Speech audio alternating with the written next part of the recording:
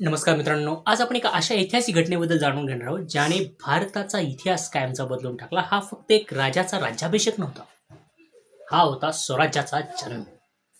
ही कथा आहे छत्रपती शिवाजी महाराज यांच्या राज्याभिषेकाची. त्या काळात भारतातील 16व्या काळात भारताची परिस्थिती खूप वेगळी होती. देशावर परकीय सत्तांचा प्रभाव होता. मुघल आणि आदिलशाहीसारख्या सत्तांनी मोठ्या भागावर राज्य केलं होतं. सामान्य लोकांना स्वातंत्र्य नव्हतं, त्यांच्यावर कराचा मोठा बोजा होता. आणि या अन्यायही खूप महत्वाचा होता. लोकांना स्वतःचं राज्य हवं होतं आणि एक नेता हवा होता. आणि अशा काळातच एका महान व्यक्तीचा जन्म झाला, ते म्हणजे छत्रपती शिवाजी महाराज. लहानपणापासून त्यांना योग्य संस्कार होते आणि हे संस्कार घडवले ते माझे जाऊ. त्यांना रामायण, महाभारत आणि थोर व्यक्तींच्या कथा सांगितल्या. त्या कथा फक्त कथा नव्हत्या, त्या होत्या प्रेरणा. त्यांनी शिवाजी महाराजांच्या मनात स्वप्न रुजवलं, ते बी हिंदवी स्वराज्याचं. आणि स्वराज्याची सुरुवात झाली. शिवाजी महाराजांनी लहान वयातच किल्ले जिंकायला सुरुवात केली. तोरणा किल्ला, राजगड, पुरंदर, सिंहगड एक एक करून त्यांनी आपली ताकद वाढवली. त्यांच्या युद्धनीतीची जी कला होत्या ते वेगळ्या होत्या. ते थेट हल्ला करत नव्हते, ते वापरत होते गनिमी कावा. आणि यामुळे मोठ्या सैन्याला ते पराभूत करू शकत होते. शिवाजी महाराजांना अनेक मोठ्या शत्रूंशी लढावं लागत. मुघल साम्राज्य, आदिलशाही, अफजल खानासोबत सामना हा खूप महत्वाचा होता. अफजल खानाचा सामना फक्त ताकदीचा नव्हता, हा होता बुद्धीचा खेळ.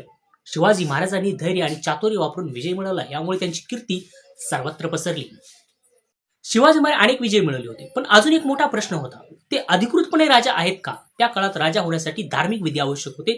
काही लोकांनी विरोध केला. ते म्हणाले शिवाजी महाराज खरे क्षत्रिय नाहीत, त्यामुळे त्यांना राजा म्हणून पूर्ण मान्यता मिळत नव्हती. आणि या समस्येवर उपाय म्हणून काशीहून एक विद्वान बोलण्यात आले, गागाभट्ट. त्यांनी शास्त्राचा सखोल अभ्यास केला आणि त्यांना जाहीर केलं की शिवाजी महाराज खरे क्षत्रिय आहेत. या निर्णयामुळे राज्याभिषेकाचा मार्ग मोकळा झाला आणि भव्य राज्याभिषेक करण्यात आला. 6 जून 1674 रायगड किल्ला, तो ऐतिहासिक दिवस आला. संपूर्ण किल्ला सजवण्यात आला होता. हजारो लोक उपस्थित होते. वेद मंदिराच्या गजरात पवित्र जलाने अभिषेक करण्यात आला. सोन्यात चांदीचा वर्षाव झाला आणि शिवाजी महाराज बनले छत्रपती. या राज्याभिषेकामुळे स्वराज्याची अधिकृत सुरुवात झाली. लोकांना आत्मविश्वास मिळाला. मराठा साम्राज्य अधिक मजबूत झालं. हा फक्त एक सोहळा नव्हता, हा होता स्वाभिमानाचा एक विजय. मित्रांनो, जर हा राज्याभिषेक झाला नसता तर कदाचित स्वराज्य पूर्णपणे उभं राहिलं नसतं. हा दिवस आपल्याला शिकवतो, मोठी स्वप्न पाहायला घाबरू नका आणि ती पूर्ण करण्यासाठी संघर्ष करा. कारण इतिहास फक्त भूतकाळ नाही, तो आपला भविष्यकाळही घडवायला मदत करतो. पुन्हा भेटूया अशा एक नवीन कहाणीसोबत आपल्या चॅनलवरती.